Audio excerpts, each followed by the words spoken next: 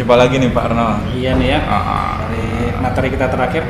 Dari materi terakhir itu lupa saya apa tuh judulnya? Itu apa? Perangkat IT menjadi sahabat di masa PJJ. Perangkat IT. Itu untuk orang tua ya, untuk anak-anak ya, Pak Randy ya. Bedanya apa nih konten yang sekarang kontennya kita lebih fokus kepada orang tuanya Pak Randy. Orang tua ya, supaya orang tua juga punya informasi, punya masukan dari kita sebagai tim official literasi. Seperti itu Pak Randy ya. Oke. Ya. Tapi sebelum masuk ke situ nih Pak Arno, kita mengucapkan dulu terima kasih. Terima kasih kepada para subscriber karena channel Literasi Official tembus 300 subscriber ya, dan itu sudah luar biasa ya. Terima kasih sudah subscribe tentunya, dan channel kemarin Pak Arno hampir tembus 1.000 nih. 1.000 ya? 1.000 sudah ditonton. Di luar ekspektasi kita ya, di luar Pak, ekspektasi ya, karena memang konten Literasi Official ini berinovasi tentunya ya, memberikan update-update terbaru ya Pak Randy ya. Di sini ada endorse nih Pak Arno. Saya punya merah ini. Saya kuning. Oke ya. Berhubung ada rekan kerabat kerja ya, yang ulang tahun tentunya. Ya. Terima kasih kepada Bu Siska dan Ibu Arista. Bu Arista. Ya, terima kasih sudah sampai di tangan kami. Sudah sampai di tangan tim literasi tentunya. Belum kita masuk ke materi nih Pak Arno. Kita lupa dengan salam pembuka dari konten Literasi Official tentunya. Oke, masih ingat kan? Oh, masih dong. Oke, 1, 2, 3, salam literasi, salam satu frekuensi. Cakep banget ya. Pada konten sebelumnya kita membahas konten yang memang dikhususkan untuk peserta didik. Tuh, enak ya. Bedanya apa nih dengan konten ini? Nah gini Pak Randy dan para pemirsa, para viewer juga. Ini Pak Randy, bedanya adalah pada saat kita berbicara pada episode sebelumnya adalah tentang bagaimana perangkat IT itu menjadi sahabat bagi anak-anak gitu ya. Nah sekarang kita coba akan menggali lebih jauh bagaimana sikap orang tua ya. Kadang-kadang orang tua sudah kesulitan sekarang nih menghadapi anak-anaknya yang sudah dalam tanda kutip melewati batas dalam pemakaiannya Pak Randy gitu ya. Oke, berarti yang konten sebelumnya itu dikhususkan untuk peserta didik, yang konten ini nih yang baru ini ya, dikhususkan untuk orang tua peserta didik. Ya, kita berbagi sedikit sharing wawasan kita, berbagi sedikit bagaimana triknya supaya anak juga tidak merasa terancam dengan diambilnya handphone seperti itu Pak Randy ya. Dan kita juga ini pernah saya buktikan Pak Randy bahwa ini cukup berhasil gitu. Cukup berhasil ya. Nanti kan saya cerita lebih jauh tentang itu Pak Randy. Makanya Pak Arno mengambil topik tentang solusi penggunaan HP pada anak dengan pendekatan kesepakatan. Audio Jungle.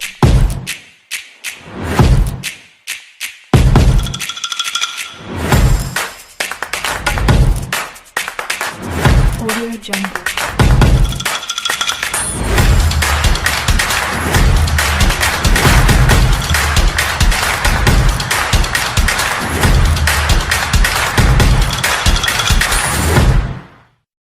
Saya lebih tertarik pada kata kesepakatan. Betul, kesepakatannya. Karena kalau tidak sepakat ada unsur pemaksaan Pak Randy. Ya. Nanti ada orang tua memaksakan anaknya jadi seolah-olah merasa haknya dirampas gitu ya. Nah, kalau dengan adanya kesepakatan berarti bahwa ini akan terjadi kesepakatan atau keputusan yang diambil bersama antara orang tua dengan anak. Seperti itu Pak Randy ya. Betul, karena memang kesepakatan itu harus menguntungkan kedua belah pihak. Betul, gitu ya. Yang menjadi masalah kenapa Pak Arno sebagai narasumber ini justru memilih topik ini? Pasti ada akar masalahnya dong. Oke, ya. Gini Pak Randy, akar masalahnya kenapa? Satu adalah pada saat orang tua menjadi bertanda tanya apakah keputusannya yang ambil salah. Lalu banyak laporan-laporan dari orang tua Pak Randy ya, kesulitan di dalam membuat sebuah keputusan, membuat sebuah artinya supaya anak itu paham loh, handphone tuh jangan dipakai terus-terusan gitu, hanya untuk belajar. Akhirnya orang tua banyak yang lapor gitu ya, dan ini banyak juga keluhan-keluhan orang tua yang tidak mungkin hanya di kelas 7, semua mungkin orang tua di seluruh pelosok Indonesia ya. Itu sudah mungkin merasa terancam dengan keberadaan handphone di tangan anak-anaknya gitu Pak Randy. Karena sejatinya memang mindset anak-anak itu pasti berubah ketika PJJ ini dimulai. Betul. Penggunaan gadget juga pasti lebih sering tentunya. Makanya mengambil masalah ini tentang kesepakatan orang tua dan anak. Betul. Oke. Ya. Terus Dan terlihat Pak Randy ya, fenomena yang terjadi adalah penggunaan handphone yang menguasai kehidupan anak-anak. Ya. Jadi yang pernah kita singgung sebelumnya bahwa akan terjadi aspek sosial. Nah ini yang harus dihindarkan dan ini harus disikapi oleh orang tua bahwa ini loh kita buat kesepakatan sama-sama supaya tidak terjadi orang tua capek marahin anaknya terus ya. Betul. Lalu anak-anak juga merasa tidak dianggap sebagai pengambil satu sepihak saja. Orang tua kok Randy nggak boleh pakai ini gitu. Padahal belum ada kesepakatan dulu dengan anak, gitu ya. Nah kalau ada kesepakatan mungkin bisa terjadi sebuah solusi yang baik. Gitu. Berarti berangkat dari akar masalah tersebut, terkadang kesepakatan itu terjadi karena menguntungkan kedua belah satu pihak saja. Betul. Terkadang nih, karena memang cara berpikir anak dan cara berpikir orang tua tidak satu frekuensi tentunya. Tapi Pak Randy, yang harus kita bawahi kalau kita membuat sebuah kesepakatan, sebenarnya kesepakatan itu tidak merugikan satu pihak Pak Randy. Ya, sebenarnya sama-sama tidak dirugikan, tapi mungkin ada yang mendapat untungnya lebih besar. Tapi dirugikan mah kayaknya kalau sepakat nggak boleh ada dirugikan. Jadi anak nggak boleh nih merasa dirugikan setelah ada kesepakatan ini. Kan sudah ada kesepakatan gitu. Nah, gitu ya. Di masa pandemi ini membuat orang tua ini beradaptasi terkait kebijakan, terutama kesepakatan. Pasti orang tua mengalami kebingungan dong terhadap penggunaan HP ini. Iya dong, gitu ya. Pasti. Tapi sebelum Pak Arman menjawab nih, kita buka dulu nih. Boleh ya, kita buka di maskernya dulu ya. Endorse. Endorse dulu, terima kasih bagi yang sudah mengirimkan ini. Memang haus juga sih ngobrol aja pada aja.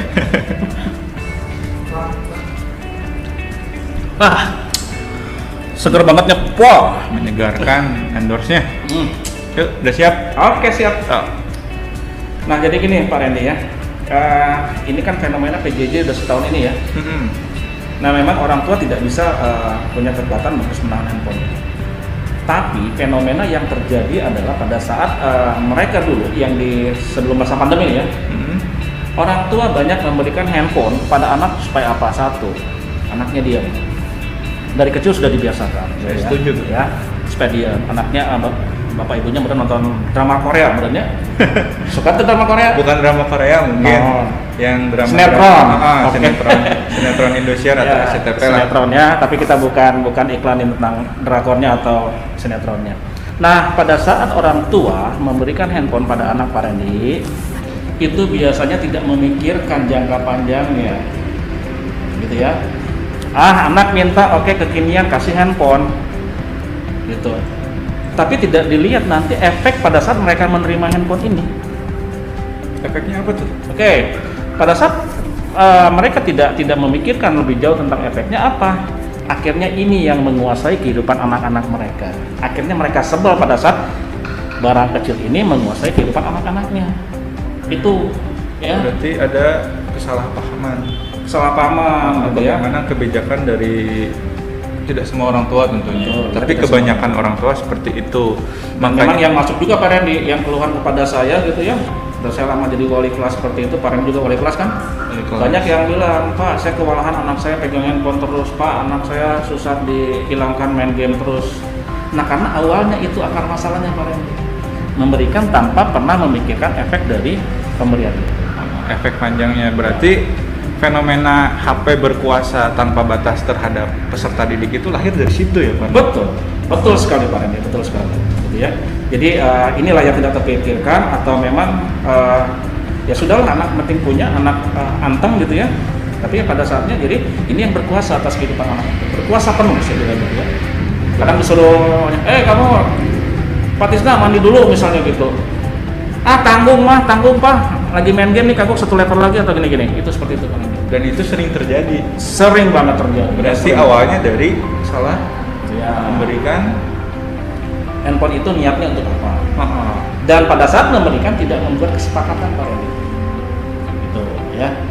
Entah itu sibuk sibuk ya, atau memang papa mamanya tidak ada di rumah gitu ya, daripada anaknya main keluar ya sudah kasih handphone atau kasih laptop yang ada fasilitas internetnya, supaya apa ya, di rumah dan sibuk dengan alatnya gitu ya. Makanya hadir dengan konten ini biar orang tua ini peka terhadap fenomena ini gitu ya. Berarti yang terbaik untuk siswa juga harus diperhatikan. Betul Pak Randy, terutama di masa pandemi ini. Seperti yang saya ungkapkan, kita pernah angkat bahasnya adalah ini harusnya menjadi sahabat ya Pak Randy ya, bukan menjadi perusak kehidupan anak kita gitu.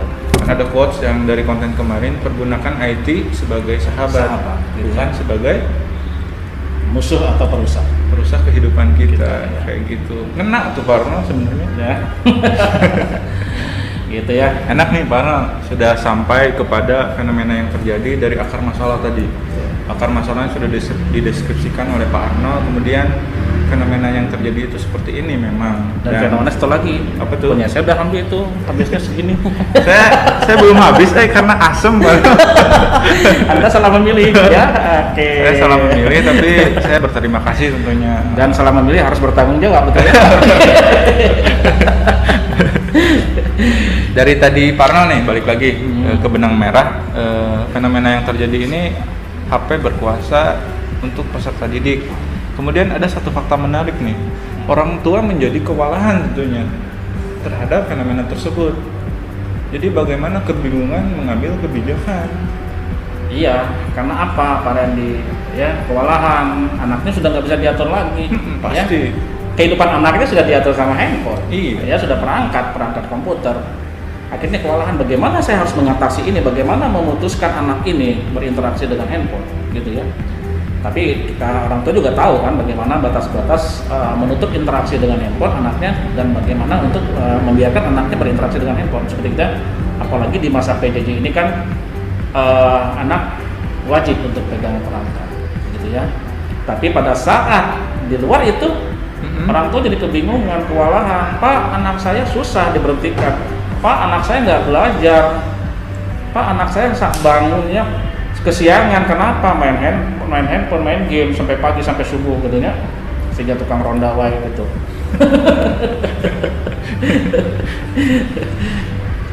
Jadi Farna nih, dari fakta tersebut, keputusan yang memang harus diambil oleh orang tua peserta didik itu seperti apa sih? Oke, itu berarti kita sudah bicara tentang solusi ya. Solusi ya. Telepon dulu. Saya tutup dulu ini demi para orang tua Pak Randy ya, demi konten juga. Nah, berarti kita ngambil solusinya gini Pak Randy. Ya, tapi mohon maaf Bapak Ibu, ini bukan menggurui, kami tidak menggurui ya. Saya memberikan masukan saja atas apa yang menjadi pernah saya alami. Dan ini sudah dipraktekkan dengan beberapa orang tua yang lain. Tapi Bapak Ibu, ini bukan seperti segampang saya bicara Pak Randy. Ya, saya gampang bicara, tapi mungkin dalam pelaksanaan Bapak Ibu punya kesulitan yang akan berbeda seperti itu Pak Randy. Ya, langsung nih solusinya. Langsung. Oh, langsung. Oke. Bapak Ibu, solusi yang paling baik kita ambil adalah kita membuat kesepakatan antara anak dengan orang tua. Sekali lagi saya bilang kesepakatan, bukan keputusan Bapak Ibu. Ya, kalau keputusan berarti Bapak Ibu yang mengambil, anak suka atau tidak, ambil keputusannya seperti itu. Tapi adalah pada saat Bapak Ibu membuat kesepakatan Pak Randy dengan anak, gitu ya. Nah, dari kesepakatan itu muncullah ke sebuah keputusan bersama. Gitu ya. Super nggak?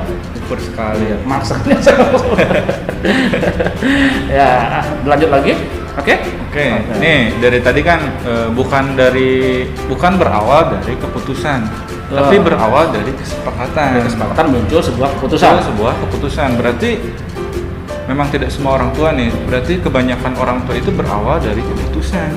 Ya, sepihak Pak Randy. Sepihak. Tanpa adanya kesepakatan. Harusnya kesepakatan dulu baru muncul sebuah keputusan. Wah, kita banyak belajar dari Pak Arno tentunya. Karena saya bicara gini juga Pak Randy, saya selaku pendidik dulu dan selaku orang tua juga ya. Karena anak saya juga sudah mulai berinteraksi dengan handphone, saya juga harus membuat kesepakatan bersama dengan anak-anak saya. Harus. Ya. Dan ini Pak Randy, Bapak Ibu, ya, ini sudah pernah saya coba Bapak Ibu dan Pak Randy. pada anak saya. Anak saya kelas 6 SD, kita bicara dulu ya, ini makanya saya bilang berhasil. Nah Pak Randy, anak saya kelas 6 SD. Waktu dia kelas 2, dia mulai keranjingan, karena saya sama pada saat prinsip itu saya orang tua kekinian, pengen anak saya punya tablet, punya handphone. Tapi ya saya kasih. Ternyata di kelas 2 itu dia tidak terkendali lagi Pak Randy. Ya, handphone ini dikuasai oleh handphone menguasai kehidupan anak saya. Gitu ya. Akhirnya saya buat kesepakatan dengan anak saya, Bapak Ibu. Jadi saya buat dengan anak saya, ngobrol dengan istri saya, dengan anak saya, kita buat kesepakatan. Oke nak, kita buat kesepakatan seperti ini. Handphone oke, kamu silahkan pakai dari Senin sampai hari Jumat. Ya, Senin sampai Jumat kamu tidak boleh pegang handphone. Kenapa? Itu masa pembelajaran kamu. Gitu ya. Jumat sore sampai hari Minggu sore silakan hak kamu untuk memakai ini, ya. Jadi jangan mentang-mentang orang tua juga semena-mena dengan anak Pak Randy, nggak boleh seperti itu juga, gitu ya. Karena anak juga punya privasi, punya merasa nanti suara mereka didengarkan, gitu ya. Maka kita buat kesepakatan. Tahu nggak Pak Randy apa yang terjadi?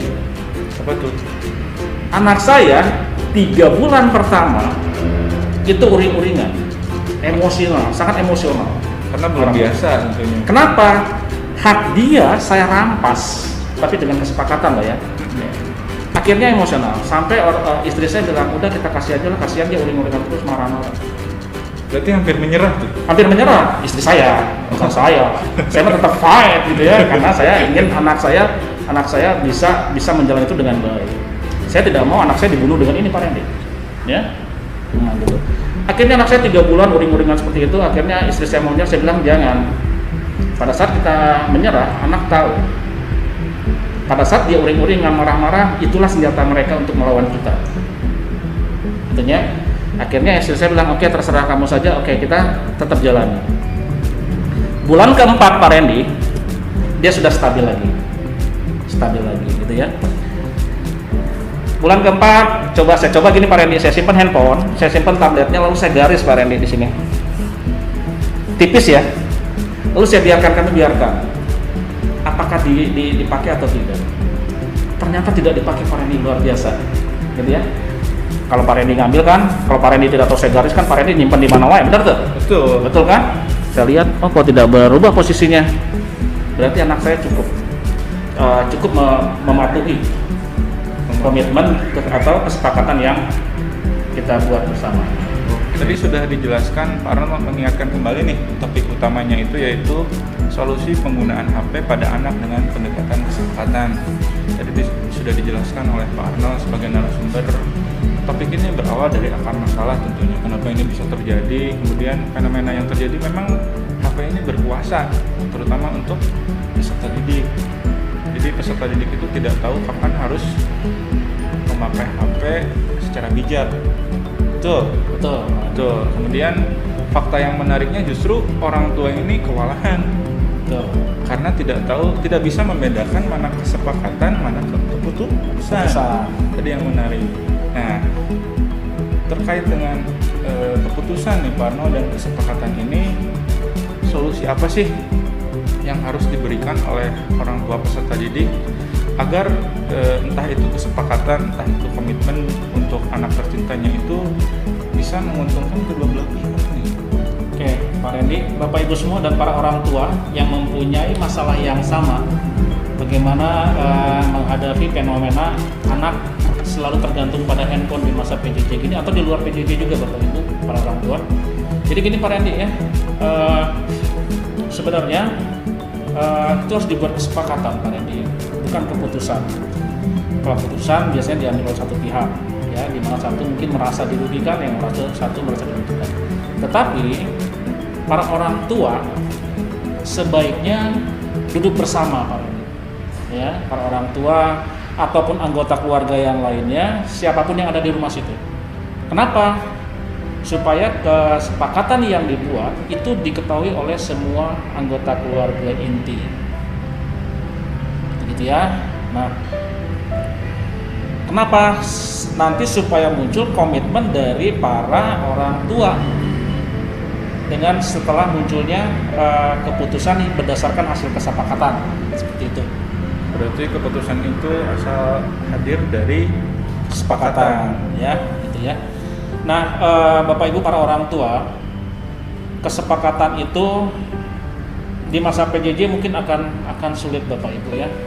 Tapi kalau tidak kita coba, kita tidak tahu bagaimana kesepakatan itu begitu efektif. Sekali lagi Bapak Ibu, ini udah saya coba cukup efektif dan pernah saya utarakan kepada orang tua yang lain Pak Randy, dan ternyata cukup efektif juga gitu ya.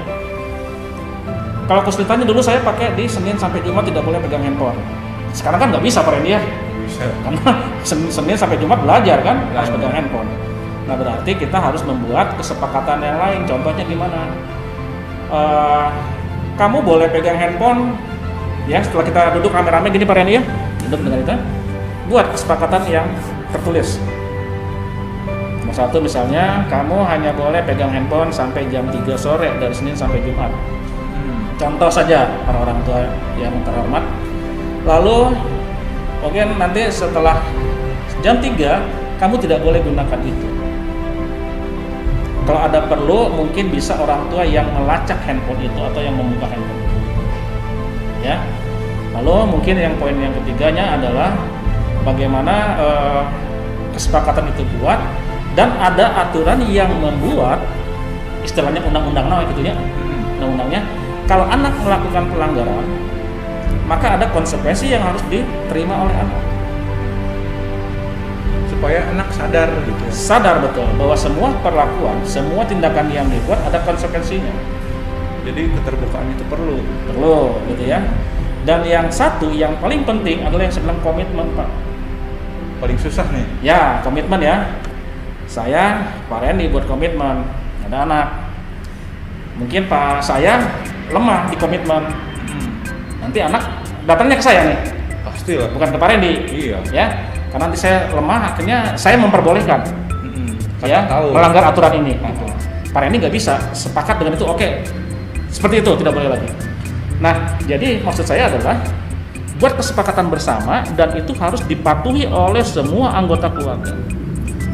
Berarti Pak Arno, saya ulangi nih, rata-rata memang kesepakatan itu memang sudah ada, tapi komitmen yang paling sulit ya. Ya. Rata-rata memang tidak banyak orang tua yang mempunyai komitmen yang memang kuat tentunya. Kalau Pak Randy komitmen kan dengan pacar Pak Randy? Komitmen. Jangan Orang tua, ditanya, dia tidak tahu saya akan nanya seperti ini. Dan ini akan dimasukkan ke YouTube. Bayangkan kalau saya bilang tidak, ini akan viral tentunya. Akan viral, mungkin dia nanti langsung ganti saya putus dengan pacar saya. Gitu ya Pak Randy, komitmen gitu ya. Dan setelah komitmen terbentuk, sekali lagi para orang tua, para saudara yang tua itu harus bisa menentukan bahwa komitmen harus di atas semua itu. Oke. Udah nih, ada lagi? Ya. Nah itu para orang tua, Bapak Ibu yang terhormat, memang ini akan sulit Bapak Ibu. Ya, ini tidak segampang yang saya ucapkan. Setidaknya ini sudah saya pernah lakukan dan berhasil dan dicoba oleh beberapa orang tua dan berhasil. Memang berat Bapak Ibu, ya. Tetapi kalau tidak kita coba, anak akan di luar kendali kita. Mereka akan dikendalikan oleh yang namanya handphone atau perangkat. Itu Pak. Oke. Solusinya estetik sekali menurut saya karena memang ada kata kesepakatan yang dimaknai dengan menguntungkan kedua belah pihak, komitmen yang harus dipegang oleh yang membuat kesepakatan tentunya. Ya. Bagaimana komitmen itu tidak boleh dilanggar tentunya. Ya. Kalau dilanggar, ya buat apa kita buat kesepakatan antara kedua belah pihak? Betul sekali.